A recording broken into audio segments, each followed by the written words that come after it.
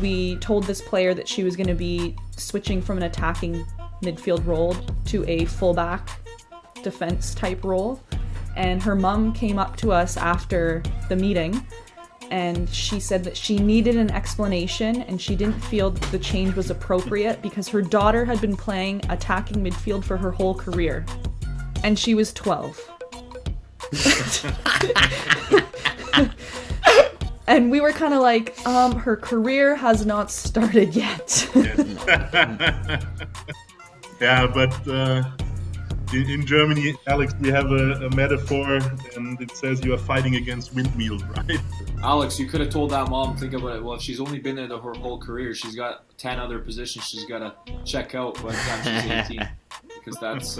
Exactly.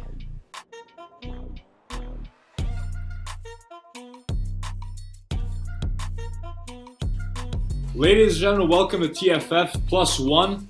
This time with Jan Henner-Lewis, all the way from Germany, Heidelberg, Germany. So that's a first, I believe, on this podcast, first German guest. But definitely great guy you'll see in this next episode, obviously. Jan, how's everything doing? How are you? How's everything in Germany? Yeah, I'm actually doing great. And as mentioned earlier in our pre-talk, everything is fine but the weather. And, yeah, I'm doing great. It's a great honor for me to be part of your show, and I'm really looking forward to the next good hour and a nice discussion about the thing we love the most, football. Dan, Alex, how's everything going on your ends? All good over here. I'm good. I'm forever a victim of technology working against me, but I'm glad that I'm here and I get to speak to all of you all across the world. So I'm doing better than I did this morning when nothing was working. So it is what it is. I mean, everything, there's always some problems, but moving forward, I'm not gonna have to do, or we're not gonna have to do too much work explaining why Jan is such an interesting guest. I think he'll show you that in this next episode. Let's start with, for the listeners that don't know anything about Jan Henner-Lewis, tell us a little bit about yourself. Obviously, growing up in Germany, getting into football, falling in love with the sport, and where that kind of took you. Okay, thank you, Jovan. Well, as you mentioned, my name is Jan Henner-Lewis, and I recently turned 41 years of age and born and raised in Heidelberg, Germany. And as you know, football is like the major sport in Germany. So actually, yeah, once you are born as a boy, and nowadays as a girl as well, you start playing, and that's what I did with my friends. And obviously I was a little bit talented, and it brought me into a good structure as a player. So I had quite a decent career, but had to retire at an early age. I think I was 22 or 23. And but besides that, I started coaching when I was 19 at my hometown club. It was the U14s, and I really liked it a lot. So I took my coaching licenses and always tried to develop myself. And then all of a sudden, back in 2006, I had the chance to be part of like a grassroots project back then. To be part of the video analysis department of the TSG Hoffenheim.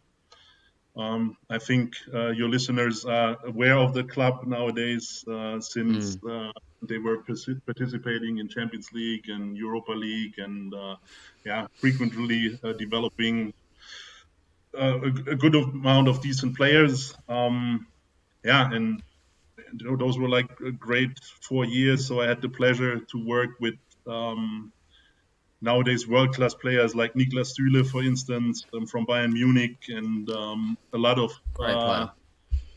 great coaches like Julian Nagelsmann, Tayfun Korkut, Guido Streichbier, who is under 20 national team coach of Germany, David Wagner, who was at Huddersfield and at Schalke, where he got sacked recently.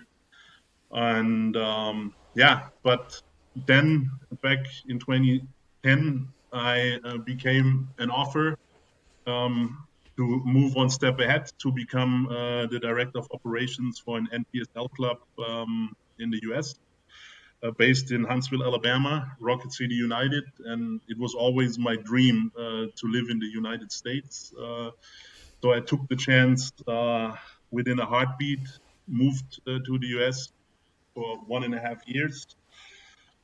It was a quite chaotic episode in my personal and football life, and I had to come back to Germany 1.5 years later. Had a little comeback as a video analysis at the Academy of Mainz 05, and due to personal reasons, because our second daughter got born, I stepped out of the game in 20. So there's a lot to unpack there, obviously, because you go from the playing side and then moving into the coaching, and I think in specifically analysis at Hoffenheim, which is a massive club today. That am I wrong in saying analysis wasn't a massive thing back then in terms of we were the originators. So when I see the technology nowadays, and when you watch a game with all of the halftime analysis, this is high tech, So we started off with a camcorder and our laptop, and just with a regular video cutting program, and we had our codes because the guy who actually invented it was Bernhard Peters, the former coach of the German hockey national team, field hockey national team, gold medalist, Olympic, obviously. And so we started with hockey codes, and it was quite weird. And, whenever we appeared with our video camera at the stadium, the spectators were looking on us like we were exploring the moon, as you can see. It was, like I said, a great time, and I learned a lot about the game, a lot from different other sports, and their impact on the beautiful game of For sure. And so you take that experience there, obviously being working at a big club and working on something that's a new project, you could say. So a lot of learnings there, taking the initiative and kind of learning from basically, there's no textbook, I'm guessing, in analysis. There's no such thing, okay, do this, do that. No, you really had to kind of experiment and learn.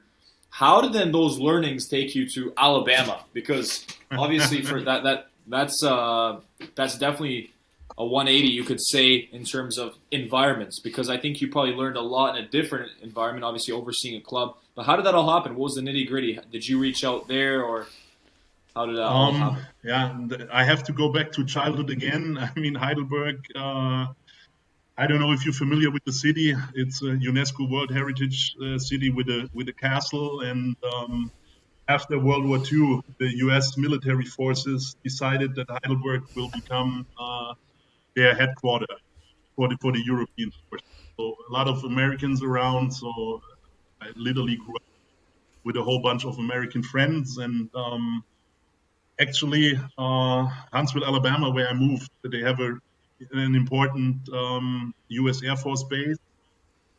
And one of my closest German friends actually married an American lady, moved to Huntsville, and he was involved actually in the Rocket City United project on their board of advisory. And he called me, and I think it was summer 2010, right after World Cup. And he said, Jan, can you come over? We are planning to build up a youth academy. And since you are involved at the Nachwuchsleistungszentrum in Germany, can you do some business consulting? And I was like, yeah, for sure. I mean, I never met your second wife and your kids. So I come over, and then I flew over. We did a little bit of strategic planning for like a week. And after I arrived back at my house, I checked my email inbox, and I had a job offer. Wow. So it was a great challenge, and overall it was a great experience because like structure-wise, with college, high school, etc., the US is far ahead of Germany. And actually, back then, I made the prognosis that once the football culture is fully established in the US, they will be a serious competitor for winning the World Cup. And I think, like 9 years later, I hope that nobody will prove me wrong because they have the structure and they develop like massive players, massive young players. And like I said, I don't know. It will be already in 2026 when you guys are hosting the World Cup together with them in Mexico. But like 2030, 2034, they will be a serious Definitely. competitor. I mean, you see the good work they do in all the other sports, right? I think we have this conversation all the time in terms of Yeah. the fact that North America, we don't have that football culture, and will we ever have the basically the exclusive football culture? Probably not, because there's so many other sports like hockey, American football, basketball that they're playing in. But the end of the day, there's 300 and something million in the United States, and there's about just less than 40 million in Canada. So we should be able to put on, with the professional league and good systems underneath, competitive teams at the World Cup. I agree with you there. But we'll see. It might take some time. What I observed, like during my trips within the last few years, I'm a very observative guy, and I go to the sporting goods stores and I watch the kids, and the little kids are in front of the football jerseys and not in front of the football eggs or hockey rackets and baseball bats, and that's like a great sign for a structural change.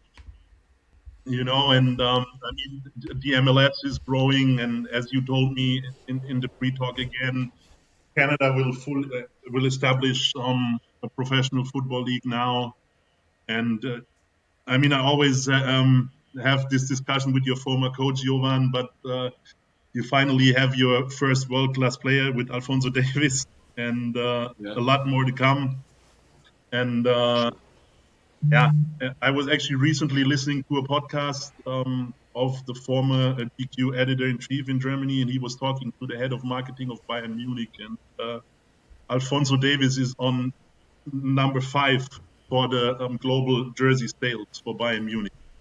Wow. Wow. That's amazing. Wow. Yeah, it's unbelievable for sure. So, like I said, Canada has already really, really good, strong, talented players, and as you mentioned, the US with their demographic and the structure, they will become like a serious competitor. Yeah. So, safe to say, in your year and a half in Alabama learning there, what was the key takeaways, obviously, because you were, from an analysis standpoint in Germany, to an oversight, you could say you were overseeing everything, really, at the club there. So what was your day-to-day like? What did you learn, and what did you take back to Germany when you returned? My key takeout was the American working mentality, because it's way different than what we have in Germany. Germany, you have like a strict 9-to-5 mentality, and in the US, the most important thing is that the job is done. And it's tough to explain. I mean, you have a hierarchy, a pyramid.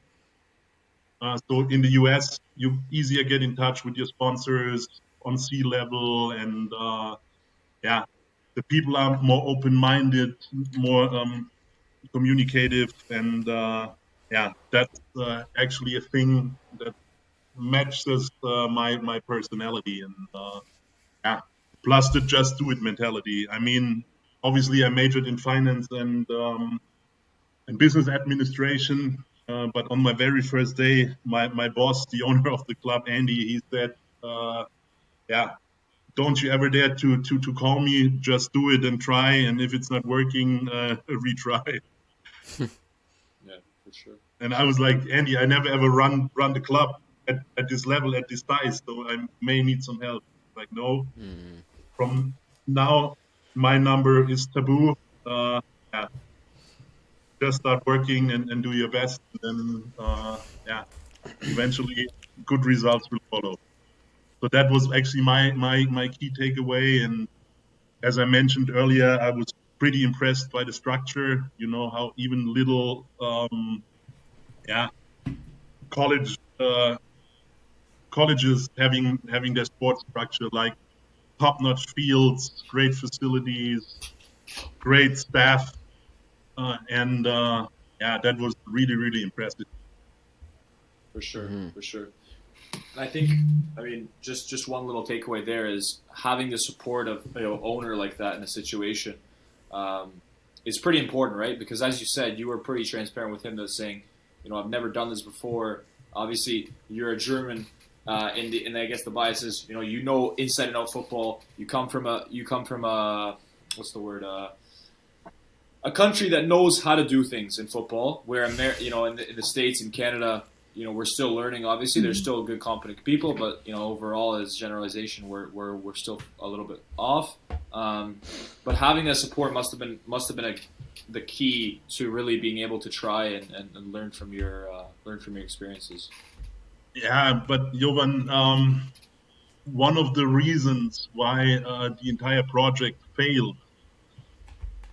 Well, I don't want to blame nobody, but it was the role of the investor. Because it's a gift and a curse on one side.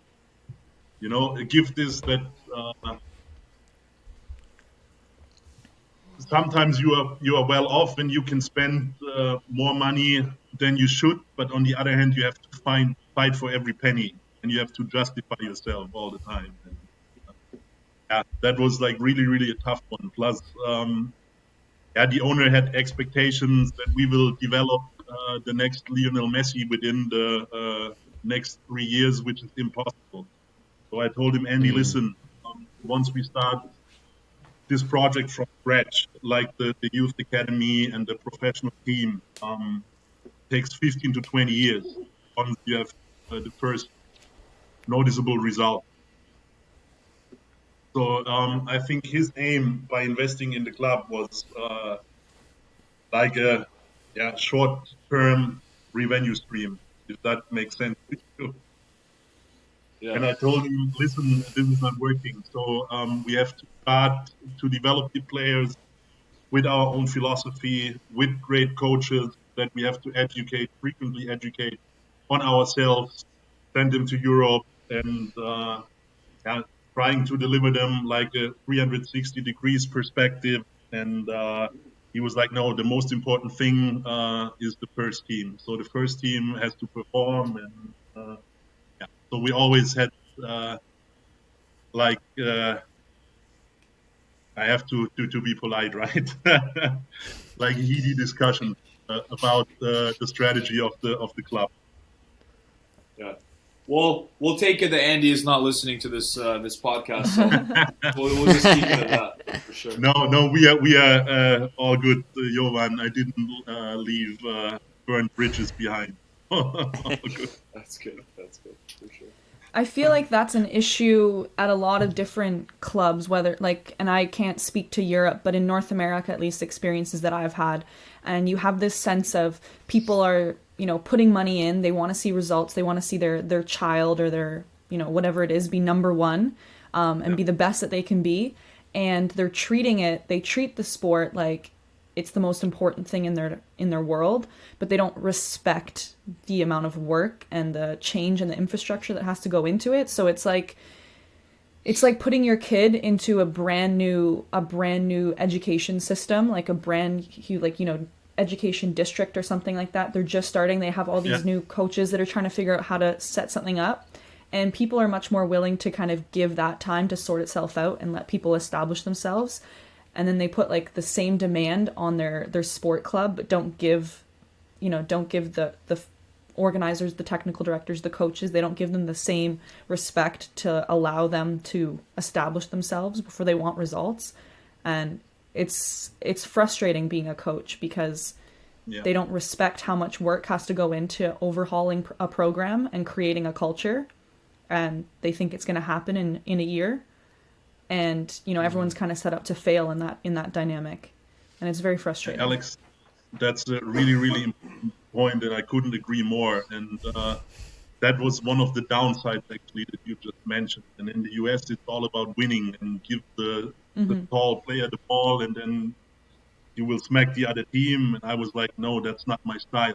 And I don't care about winning gold medals or plastic cups at the U8 level. So my goal is to provide the majority of those kids that actually remain in our program with college scholarships or ideally professional football contracts. So I don't care if we lose a game at the under 8 level, at the under 9 level, because if you do the right work and you put the right amount of work into the program, all of a sudden those results will come. I agree, and I think it's important to lose games. I find Exactly. sometimes the most important lessons are learned when you lose a game. Yeah, and it's absolutely. made like losing is such a taboo thing here, and people don't respect the process and the personal gain you can get from losing. And I feel like there needs to be more emphasis on losing a game and how much impact that can have. Exactly, and like you mentioned, it's teaching the kids very valuable real life lessons, and But again, I mean, it's great that you're feeling me, and I had these discussions with the parents over and over and over again. I was like, give the kids time. I mean, success will come, And how could you know at the age of 7 if it even is the right sport for your kid, or if he will remain playing football until he's 18? You never know. I mean, there are so many factors and events that can come across, and you never know. But again, for me, a very valuable experience as well. Yeah, no, I totally Go can ahead, I relate didn't to that. mean to You don't know interrupt you, what sorry to for that. expect. That's okay. I was gonna say, yeah, you don't know what to expect. I agree with you, and I had this experience with I think this was a year ago or 2 years ago, and we took over, me and my coaching partner. We took over a team, and it was when the players were switching from 9v9 to 11v11. So there were some pretty foundational changes that were happening. There's all of a sudden 2 new positions that are being established. So, things are going to change. People's positions will probably change. And these girls were like 12, 13. And we told this player that she was going to be switching from an attacking midfield role to a fullback defense type role. And her mom came up to us after the meeting, and she said that she needed an explanation, and she didn't feel that the change was appropriate because her daughter had been playing attacking midfield for her whole career, and she was 12.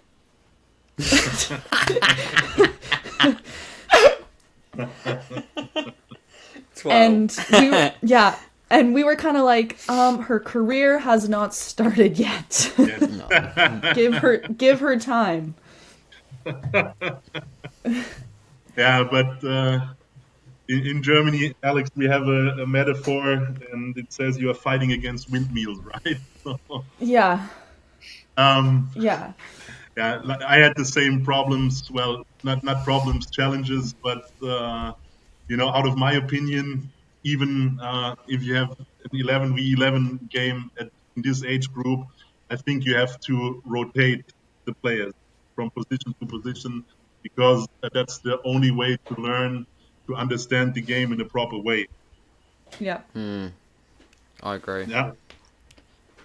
And what I did when I was coaching, actually, that was the best coaching experience ever, coaching U8s and U9s, because they are soaking up everything. They give 150% in every training, and they're actually listening to you. And it was a lot of fun. And what I did, I did like frequent subs, and they were rotating through everyone but the goalie was changing every game. Yeah, so every player was basically playing on 6 positions every game. Wow. I think that's super important. For sure. Alex, you could have told that mom, think about it, well, if she's only been there her whole career, she's got 10 other positions she's got to check out by the time she's 18. Because that's... Exactly.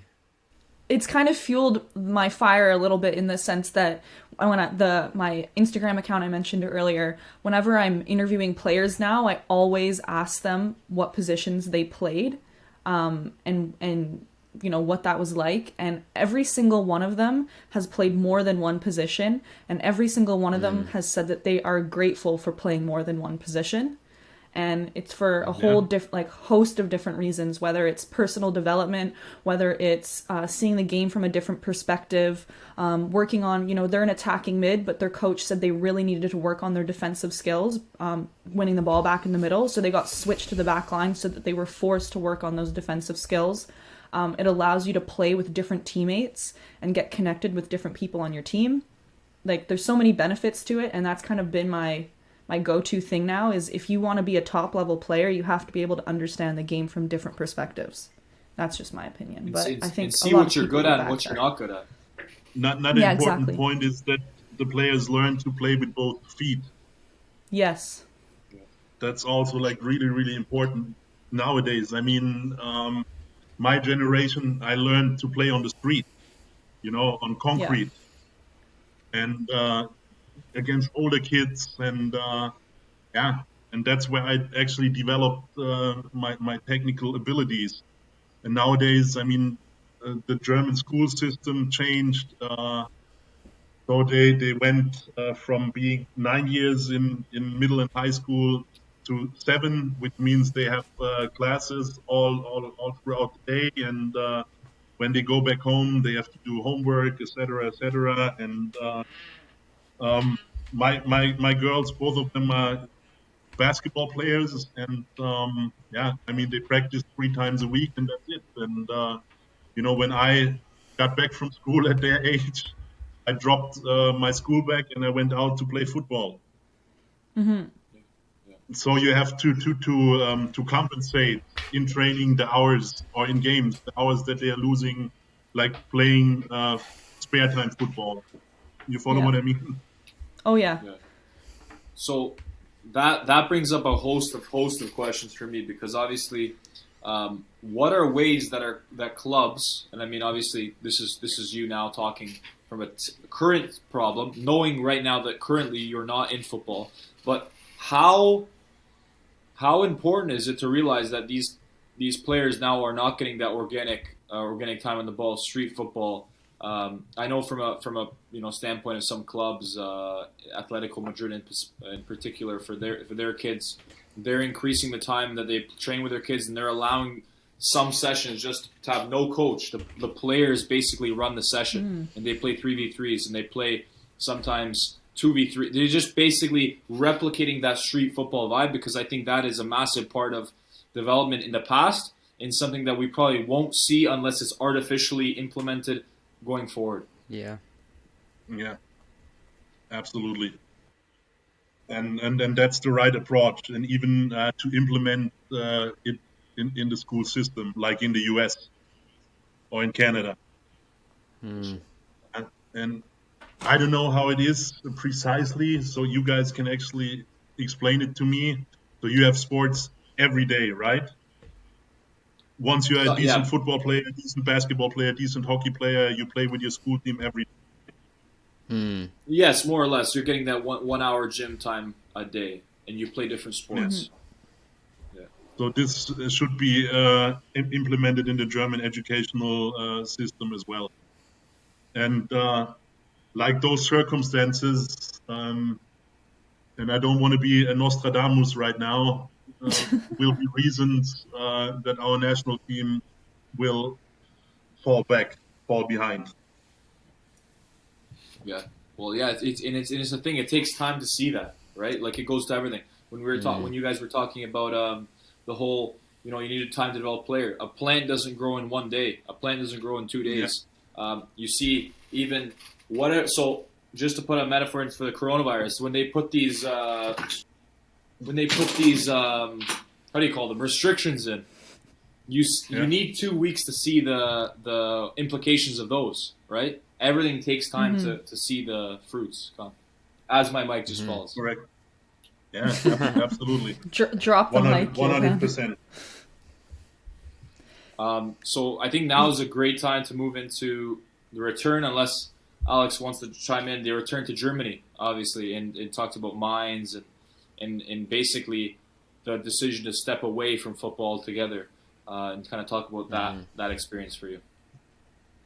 Yeah, so I mean, after I have to move back. I mean, the immigration in the US is really, really complicated. So before you get your new visa issued, you need to leave the country, and then the whole process could take in between half a year and a year. But on the other hand, you are not permitted to take a job in Germany. And so I was 30 back then. And I mean, I moved out when I was 18, but the only option was to move back in with my parents at the time. And of course, I had to earn money. And then like two of my former Hoffenheim players, under 17 players, were playing at the Mainz under 19s. And I was watching a game. And I mean, after Hoffenheim implemented it, 26 was in 2011, so they still didn't have like video camera or video guy. And then I was asking the twins if they could put me in touch with their coach or the academy director, which they did. And then I was getting a shot there and working there for 4 or 5 months. I don't even remember. But in the meantime, you know, my visa got denied, and I met my wife. And she was living in Berlin back then, which is 650 kilometers away from Heidelberg. And she kind of gave me the do or die decision, because full-time rights, other than in the US or Canada, at football were pretty rare back then. And the fluctuation, do you know the term? Fluctuation, is pretty strong. So it could be that you work today in Mainz and tomorrow in Hamburg. And it's not family compatible. And that's why I decided to step out of the professional side. And but it was still tickling, you know. And then we moved back from Berlin to Heidelberg in 2013. And academy director of my hometown club asked me if I would like to take over the under 15s, which were playing in the second highest division back then. And I was like, sure, why not? And my wife actually agreed, and she was like, yeah, do it. And then I did it. And after a couple of weeks, I was highly frustrated because of the mentality and the motivation of the kids nowadays. And there are a couple of stories that were so unbelievable that I had to step out like after the end of the season, because I was frustrated, and I was like, if this is my sport on a recreational level, I don't want to do nothing anymore. Did you find it difficult to step away? I know obviously you had your reasons for stepping away, but it must have been hard because, as you said at the start, is the one thing we all love the most. Sort of football is such a globally sort of loved sport, and if you're sort of in and a part of the football industry, some might consider it difficult to step away, maybe. But obviously you had your reasons. But was it difficult to make that sort of final decision to fully step away from sort of the professional side of it? Daniel, honest answer? Yeah, no. Not at all. Not at all. Thought so. And, I mean, I was working in the industry for 7 years. Basically with no weekend. Of course, it's a lot of fun, being around the teams, traveling, seeing the world, and this and that. But and actually in America it was quite a challenge, because you have the 4 different time zones, and like today you play in Seattle, tomorrow you play in Miami, and it's actually wearing you out. Plus all of the side effects that Alex actually mentioned earlier, the discussions with the parents, like all of the intrigues that are going on in a club structure. The flexibility that you have to put in, like moving and this and that. Yeah, not at all. I mean, it was a That's it. really, really great experience, and I'm really grateful, Daniel, Mhm.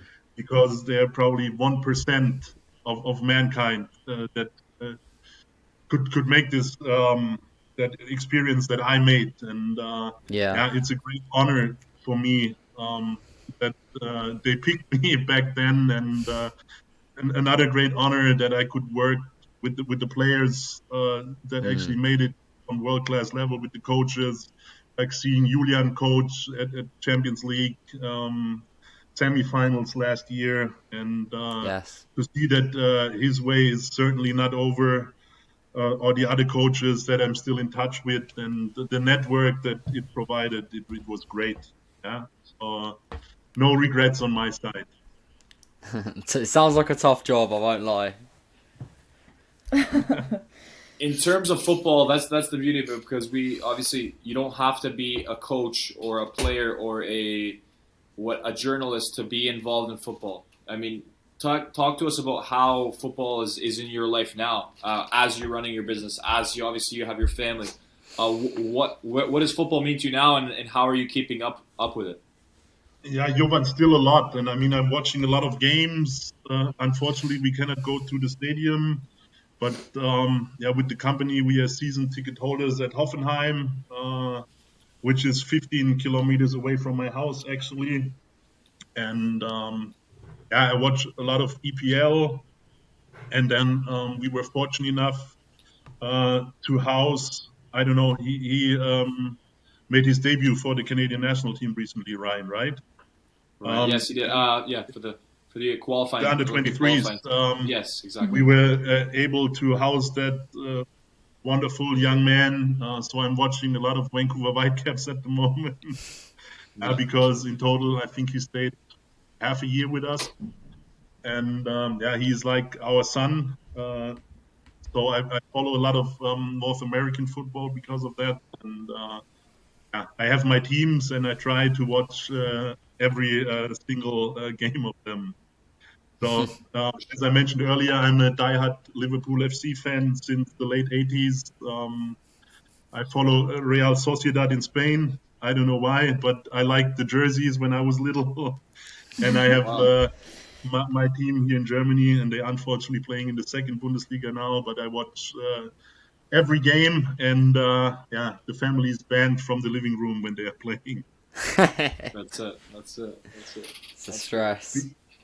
Because I'm either Mr. Jekyll or Dr. Hyde, you know. So Yeah.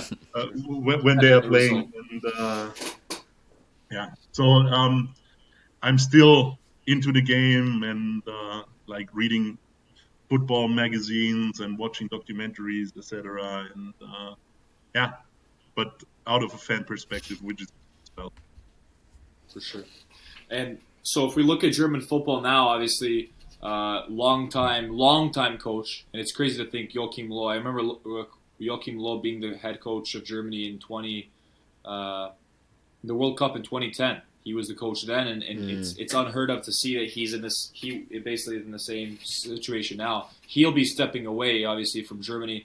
What is the future of German football on a high level scale for the national team, for the leagues, given this whole new Champions League that they're making, and all these threats of a Super League, and if you look at Germany, I mean, you have Bayern Munich, you have maybe Borussia Dortmund, but at the end of the day, Germany has an amazing setup. The DFB Pokal is huge for you guys. You know, you guys, Yeah. you know. So what is the threats there on a lot of levels? Uh, I mean, I could hold a monologue for 2 hours now, Jovan. So For sure. I have to summarize it at some point. I mean, we spoke about talent development. Yeah. I mean, the academies are there, but they're like on a really, really professional level. And one problem is that the players are getting spoiled at the age of 15. Yeah. I mean, their shoes are getting clean, their jerseys are getting washed.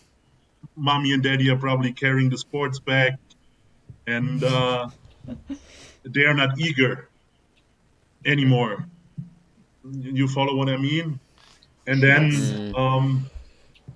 for the Bundesliga, actually, like all of that investment insanity that is actually going on in England or in France or even in Spain is not good as well because, they are trying to buy talents from England now, like Bellingham for 35 million, Jadon Sancho, etc., etc. Because it's a gamble, that the players will raise on the market value and that they can resell it to England, where clubs like Manchester City, like Manchester United, they have unlimited financial capacities. So it became a bet, a gamble, and I don't like that because the clubs are not giving the young kids a chance anymore. Yeah. Yeah. And eventually it will have a huge impact on our national team. And like I said, other nations are catching up. So the gap is actually narrowing down. And it's Yeah. time for a change. And that's actually another thing in the German mentality. It happened when we won the World Cup in 1990. And I don't know if you remember this, that in the European Cup 2000, Lothar Matthäus was playing at the age of 41, and Thomas Hessler and a couple of other players that actually won the World Cup 10 years earlier. Yeah, and we were getting the bill in this tournament. And then thanks to Oliver Kahn, we made it to the finals in 2002. But then we received the next bill in 2004. And in 2006, when we were hosting that really, really great event, the World Cup, the mindset shift came into place. And we started to developing the own players, and then the under 21 won the European Championships in 2009. Players like Boateng, Özil, Sami Khedira, and they were building the foundation for the 2010 World Cup squad and the squad that won the World Cup in 2014. So, but the players still played until 2019.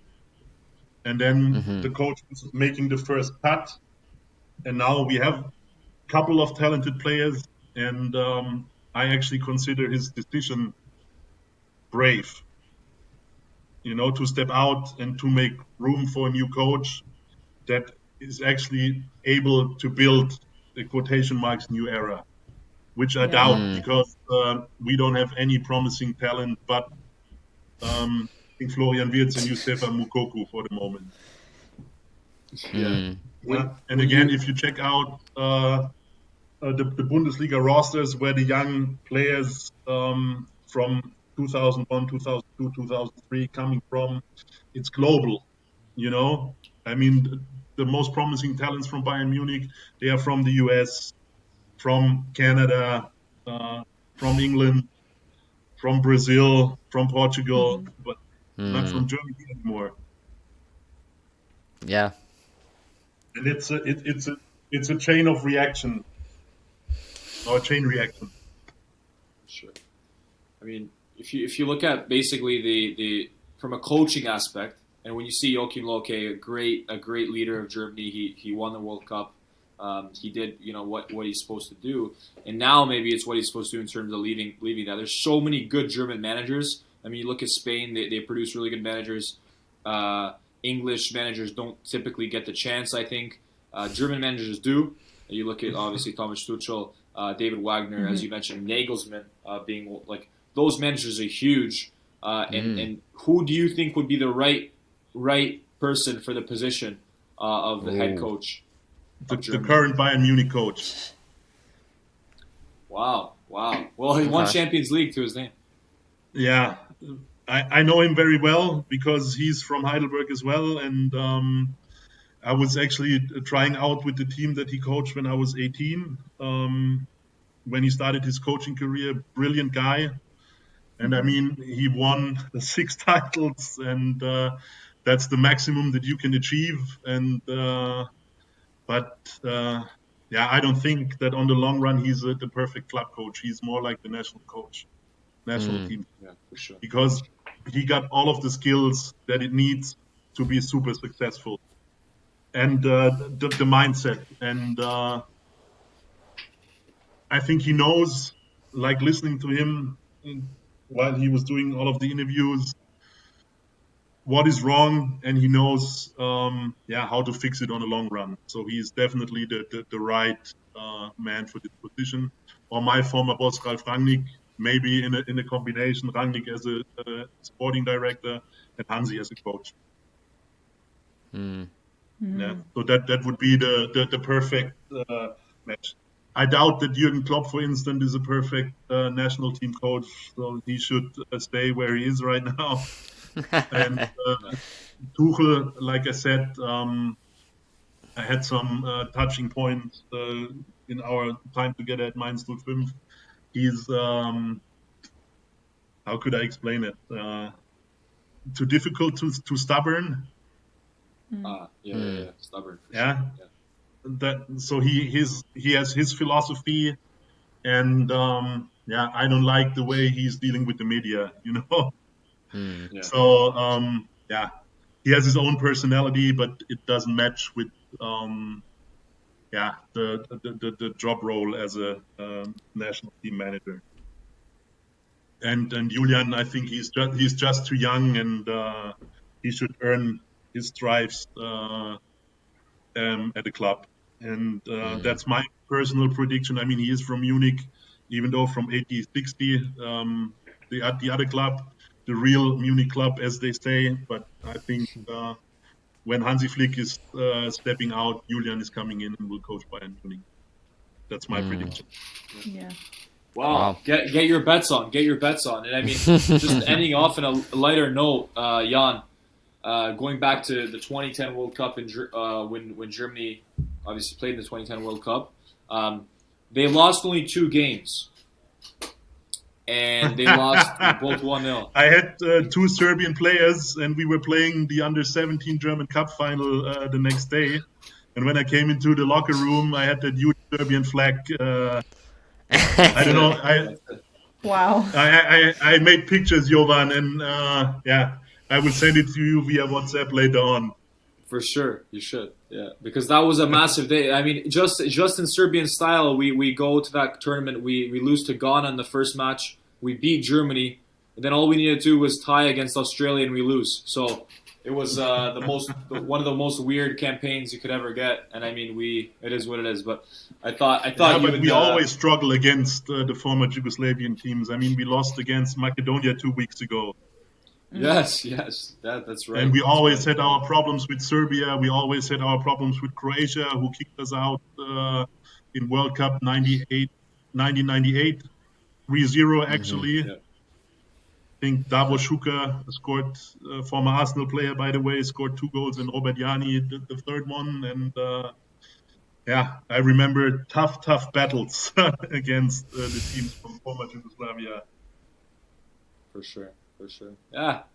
I mean, World Cups don't lie, and you guys got the World Cup, and hopefully, we can, we'll maybe see Germany, a new Germany in Qatar in 2022. But before that, obviously, we got the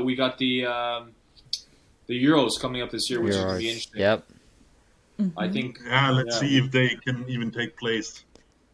Yeah, that is true. That is true. Jan, with some wise words there in terms of, let's, given what everything's going on, I wouldn't be surprised if they. I mean, I think it's they say like out of the fan perspective, it's not the same at the moment. Yeah, all of those empty stadiums and for sure. And those tournaments. I don't know how it is in the meantime in Canada or the US, but when Germany is actually playing, and you are not going to the stadium, you are not tailgating, but you have huge barbecues and public viewing events. And it's such a, like I said, a public event, and you get together with the friends and strangers, and you're just celebrating the team. And now we are getting historical through all of the times Germany has been through, like after World War II. 2006 was actually the first time in my life that you could say that you're a proud German, if that makes sense to you. Yeah. Wow. Yeah. So football, the whole event was unifying the entire country. Yeah. With all of the immigrants and this and that. And since then, I have the feeling that we are one nation, one unity, and football is being a big part. And like I said, it will be a strange European champion. For sure. Definitely. Well, I'm safe to say we had another amazing interview with Jan Henner-Lewis. We talked about his times in Germany with working with Hoffenheim and kind of pioneering the analytics in football that is now, a norm all over the world right now in terms of first teams, in some cases even lower.